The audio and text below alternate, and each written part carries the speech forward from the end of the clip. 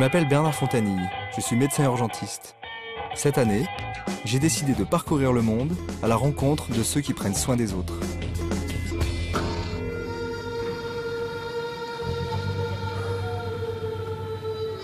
À 4500 mètres d'altitude, sur les hauts plateaux indiens de l'Himalaya, le Ladakh est un désert de pierres, de vent et de glace. C'est là, dans ce no man's land perché sur le toit du monde, que vivent les Drogpas, des éleveurs nomades venus du Tibet voisin.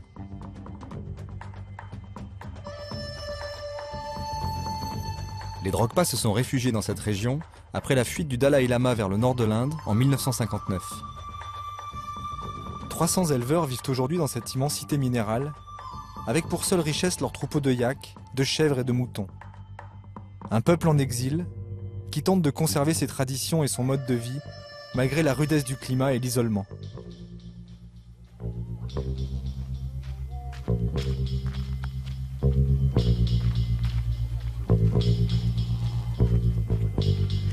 Mon nom est Sonam Deki. J'ai 43 ans et je suis un Amchi de Mensikang. Cela fait 10 ans que je sillonne les plateaux du Jangtang avec ma clinique mobile. Les Amchis sont les médecins traditionnels tibétains. Leur pratique, vieille de plus de 2000 ans, a été influencée par le bouddhisme, les médecines indiennes et chinoises.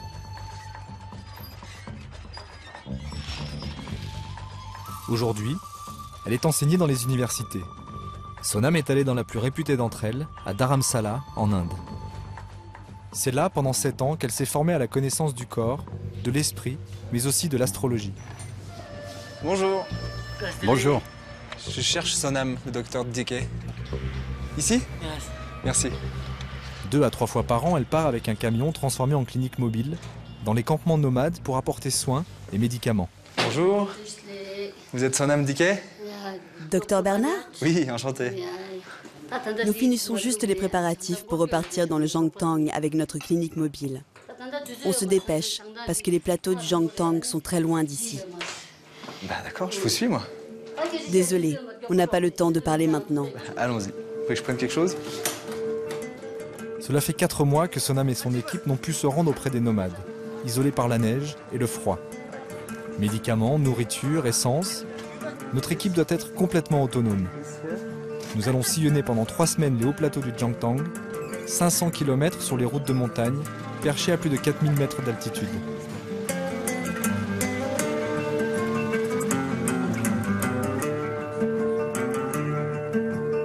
Tous les membres de l'équipe sont tibétains. Sira, l'infirmière, Wangchuk, le chauffeur, Jingpa, le pharmacien, et Phungtsok, le cuisinier.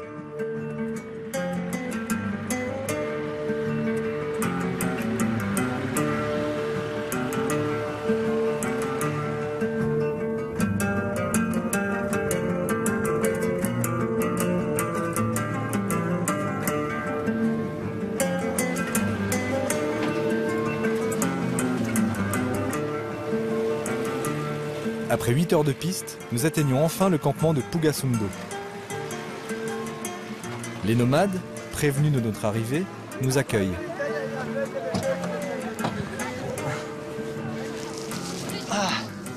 Je vous présente le docteur Bernard qui nous suit dans la tournée cette année.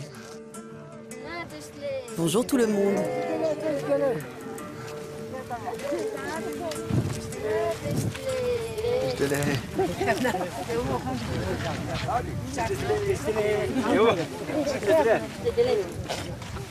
J'ai le sentiment d'arriver dans une grande famille, heureuse de retrouver les siens après de longs mois d'absence.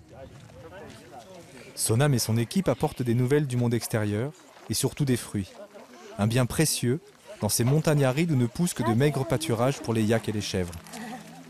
Avant de commencer les consultations, Sonam me demande de l'accompagner pour présenter nos salutations au Gowa, le chef du campement. Bonjour. Terang, comment s'est passé l'hiver cette année? L'hiver cette année, ne m'en parle pas. Les tentes ont été ensevelies, écrasées par la neige. Il y a eu tellement de neige qu'il n'y a pas d'herbe pour nourrir les bêtes. Garder les moutons et les chèvres est devenu très difficile. Pour moi, ça devient de plus en plus dur en tout cas. Il fait tellement froid à l'hiver. Tu ne sais même pas si toi-même tu vas survivre. De nos jours, plus personne ne peut endurer ce type de conditions. Seuls les anciens y parviennent encore. Dans des conditions de vie aussi difficiles, vous devez être souvent malade. Les problèmes de santé les plus courants sont liés au froid. Il y a la nourriture avariée aussi. Quand on ne sait pas trop si quelque chose est encore bon, eh bien on le mange, n'est-ce pas? Ça cause des problèmes aussi. Et puis je me fais vieux. Quand je dois monter un col, je m'essouffle et n'arrive plus à avancer. Cette année, des moutons se sont enfuis et je n'ai rien pu faire. Je les ai laissés partir. Moi, je viendrais bien avec vous passer la journée avec les chèvres, mais on a beaucoup de travail tous les deux. Si tu as d'autres choses à faire, on n'y peut rien. Mais tu es costaud, je t'aurais bien envoyé garder le troupeau. C'est vrai. Demain. Demain, c'est moi qui vais dans la montagne. Je peux faire de toi un bon berger.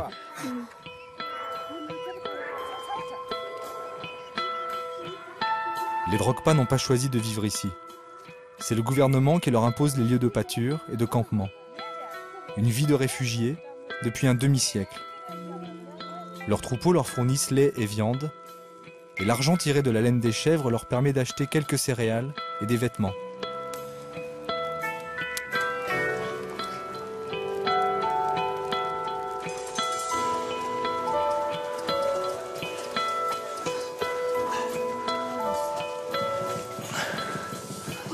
Vous avez mal à la main, c'est ça?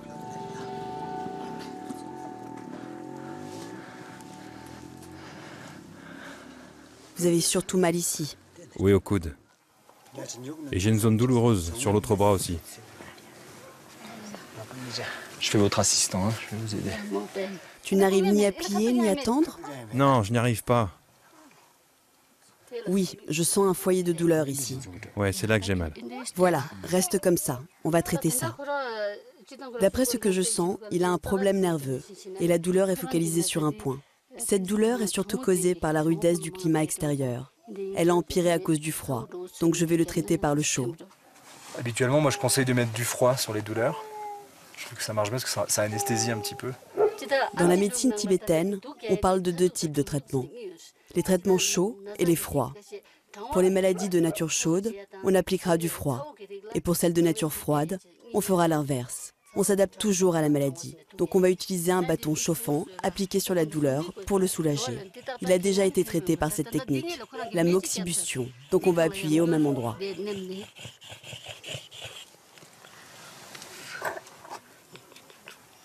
C'est chaud là? Oui.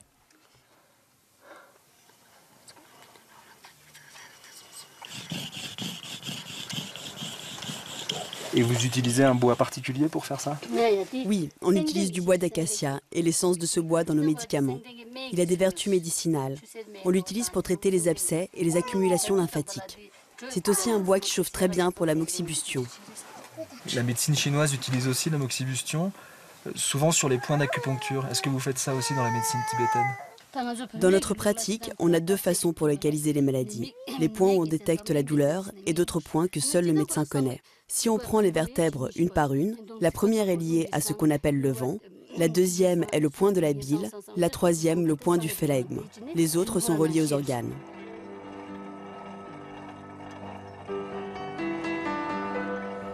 La médecine tibétaine considère la maladie comme un déséquilibre entre le corps et l'esprit. Le Soda Rigpa, l'art de la guérison des amchis, consiste à rétablir l'équilibre en cherchant les causes émotionnelles comme la colère, le désir, l'ignorance. Selon les amchis, on ne peut guérir un patient sans prendre en compte tous les éléments de sa vie, passée et présente.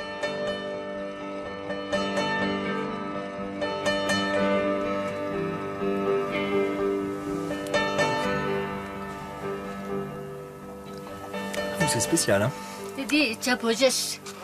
C'est du thé tibétain. On y met du beurre et du sel.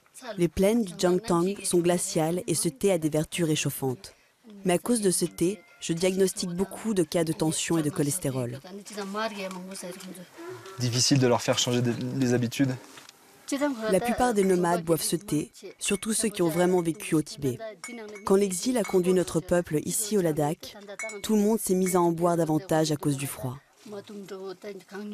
Malgré les conseils médicaux de réduire la consommation, c'est très difficile pour les Tibétains d'abandonner cette boisson, car l'attachement est fort.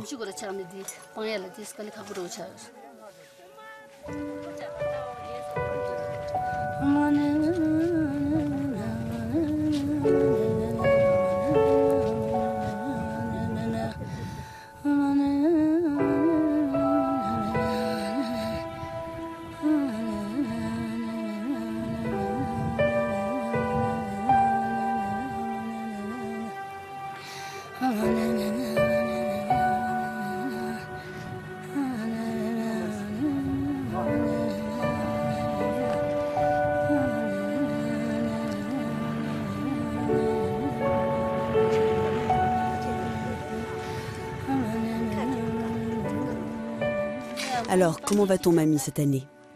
Mes jambes sont douloureuses, mais elles me portent toujours. Vous dormez bien la nuit? Oui, je dors bien. Tu devrais moins manger d'aliments acides et gras, mamie. Très bien, très bien.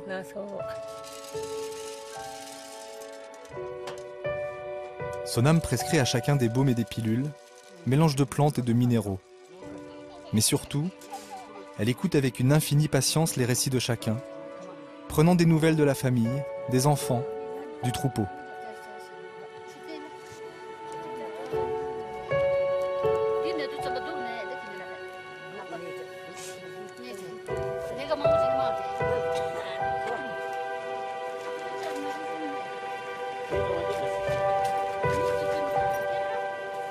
Pour l'équipe de Sonam, les journées se prolongent bien au-delà de la tombée de la nuit. Surtout qu'ici, toutes les vies sont précieuses. Il faut cautériser sa plaie. Un loup a mordu cette chèvre. On la désinfecte pour la soigner.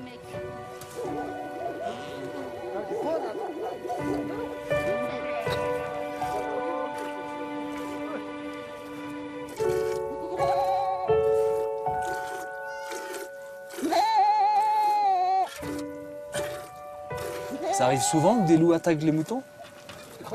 Ils sont toujours autour de nous, proches du campement. Ils viennent même la nuit, quand toutes les bêtes sont rassemblées. Si on a de bons chiens pour protéger les troupeaux, ils ne viennent pas. Mais ça fait peur quand ils attrapent une de nos bêtes et la tuent.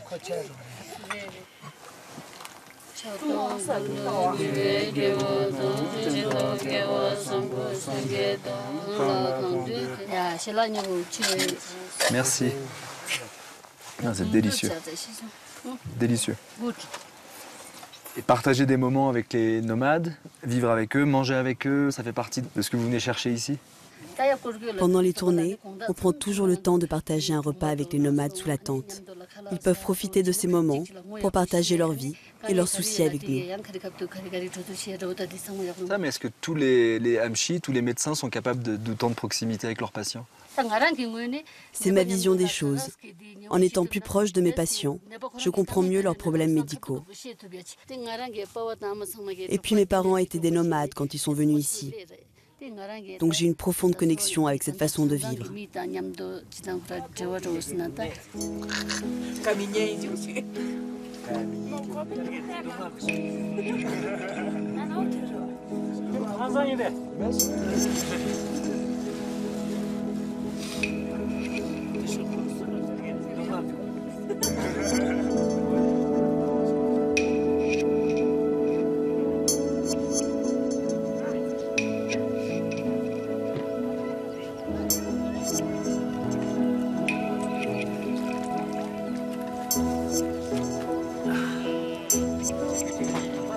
La vie de la clinique mobile ressemble à celle des nomades.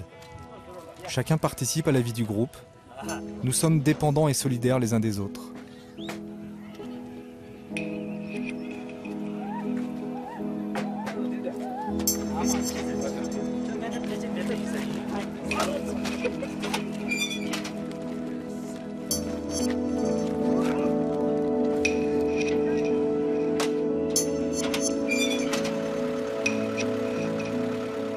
Nous quittons le campement de Pouga pour reprendre notre tournée et rejoindre le monastère de Mahé, à quelques heures de piste.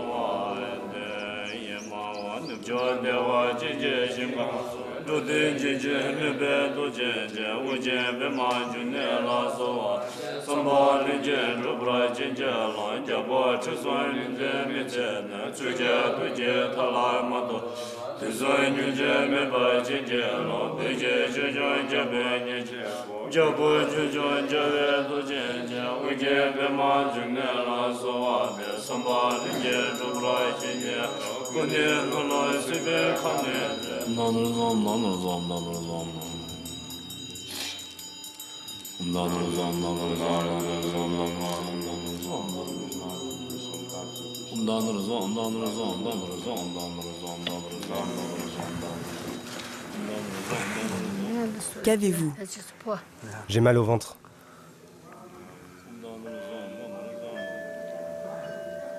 Vous avez des gaz? Non. Par contre, vous avez mal au bas du dos parfois. Oui, parfois j'ai mal autour de la ceinture, derrière. Alors, est-ce que ce moine est sain? Ce moine traîne un problème de digestion depuis longtemps. Il a pris des traitements pendant à peu près 6 mois. Comme il lit des textes pendant longtemps, il souffre aussi des yeux et des épaules. Est-ce que vous pensez que votre confiance dans les Hamshi est renforcée par le fait que cette médecine soit très liée au bouddhisme? J'ai pris des médicaments allopathiques pendant quelques mois, mais ils n'ont pas eu beaucoup d'effet. Donc j'ai demandé à mon père de faire une divination. Le résultat a indiqué que les médicaments tibétains seraient mieux pour moi. Depuis, je fais aussi un peu de yoga le matin en me levant. Ça a beaucoup d'effet sur moi. En tant que tibétaine et bouddhiste, j'admets que le système médical est relié de très près avec notre religion. Par exemple, tous les matins, avant de commencer le travail, on récite des prières pendant 10 minutes. On fait ça pour qu'on puisse aider les patients qui viennent nous voir durant la journée. Quoi qu'il en soit, en tant que médecin, nous nous devons d'avoir un bon cœur, d'être altruiste. Tout ce qui peut rendre notre cœur meilleur, que ce soit des prières ou des rituels, ne peut qu'améliorer notre pratique médicale. Si nous avons bon cœur, nous serons plus aptes à soulager nos patients. Pour moi, c'est cela qui relie vraiment la médecine et le bouddhisme, la philosophie de la transformation intérieure. Avec le nomadisme et la médecine, le bouddhisme est le 3e pilier de la société tibétaine. Une religion prônant le pacifisme, la compassion et l'altruisme comme vertu cardinale.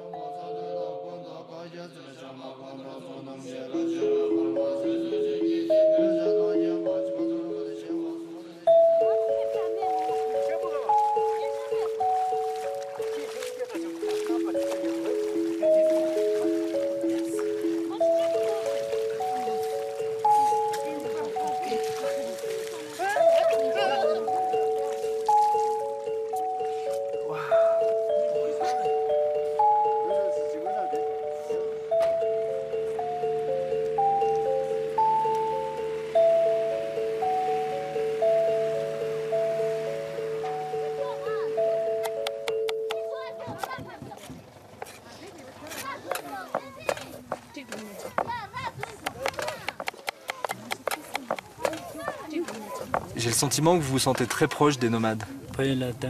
Tu sais, moi quand j'étais au Tibet, les Chinois ont tué mon père. Puis ils ont mis un de mes grands frères en prison. Il me reste 2 frères au Tibet. Moi-même, je suis venu ici après avoir passé 10 ans en prison.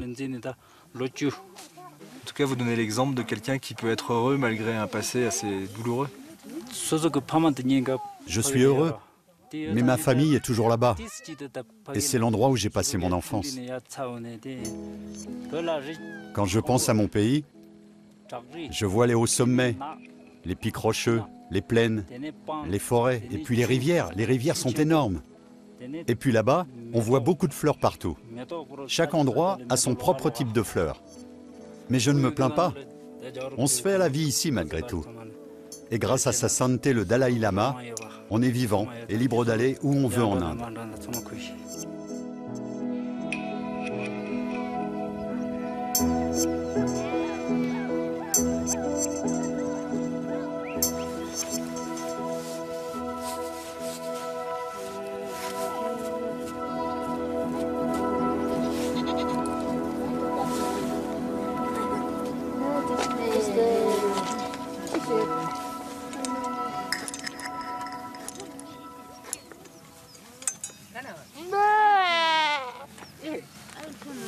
Qu'est-ce qu'elle est en train de faire là, un tapis?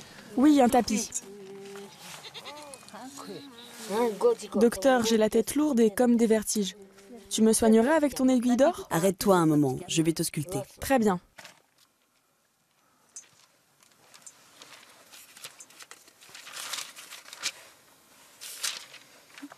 Ça fait mal quand j'appuie là?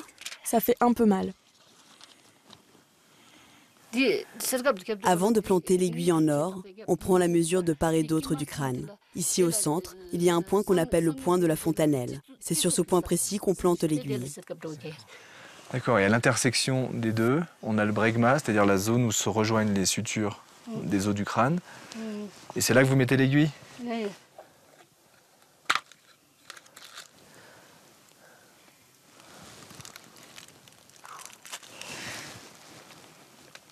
Ça va? Vous n'avez pas trop peur? Qu'est-ce que vous avez mis comme plante dedans là? C'est l'herbe trawa. On en fait une boule pour le traitement. Le nom scientifique de cette plante est Artemisia. Ah, mais ça, je connais bien. En fait, c'est l'armoise, l'artémisia. Comment vous utilisez cette herbe? On l'utilise en Europe contre le paludisme. On va commencer le traitement, mais il faut réciter des prières d'abord.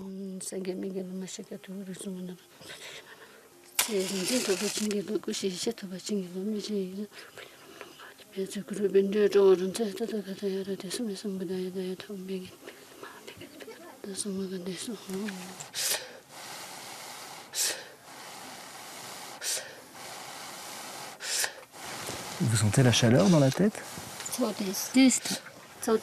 Ça brûle un peu. Donc c'est en fait une autre forme de moxibustion, mais indirecte. Exactement. C'est l'or de l'aiguille qui est un très bon conducteur qui propage la chaleur de l'herbe. Comme ça, on agit précisément sur le point à traiter.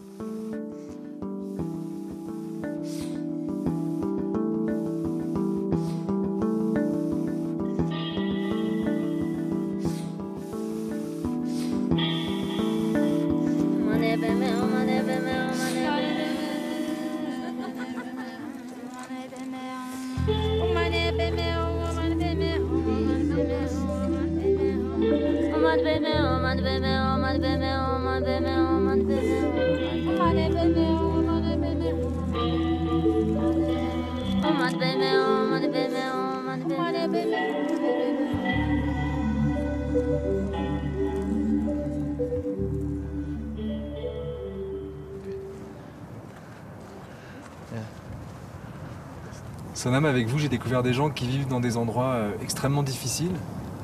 Qu'est-ce qui les pousse à rester là-haut? Les nomades qui vivent ici sont tous là depuis de nombreuses années. Ils sont donc habitués aux conditions difficiles. Et surtout, ils se disent qu'un jour, le Tibet sera libre. Et ce jour-là, ils pourront y retourner et retrouver leur vie de nomades là-bas. Moi-même, j'ai cet espoir de pouvoir un jour fouler la terre de mes ancêtres. On partage tous cet espoir. En soignant les nomades de façon traditionnelle, est-ce que vous n'avez pas le sentiment que c'est un peu du Tibet que vous leur apportez à chaque fois? C'est une très bonne remarque. Chaque année, quand nous tournons avec notre clinique mobile, nous ressentons toute cette joie apportée aux réfugiés du Jangtong. Et c'est vrai qu'on apporte aussi avec nous une partie de leur patrimoine. Mais surtout, comme il est dit dans les tantras médicaux, médecins et patients sont connectés par leur karma et par leur mérite.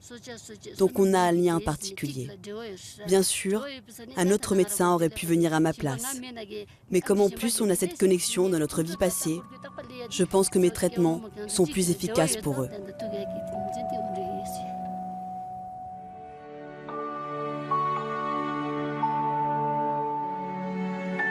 Sonam et son équipe ne viennent pas seulement pour soigner et distribuer des médicaments. Ils sont un lien entre le passé et le présent. Ils se sentent redevables de ces nomades qui perpétuent les traditions et la culture de ce Tibet, à la fois si proches et si lointains.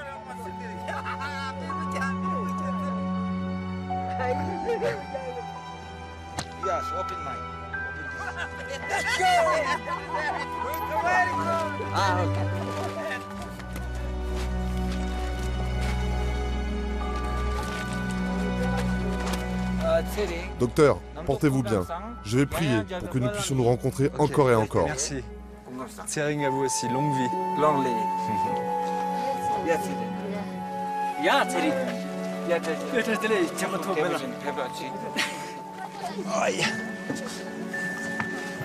Ok.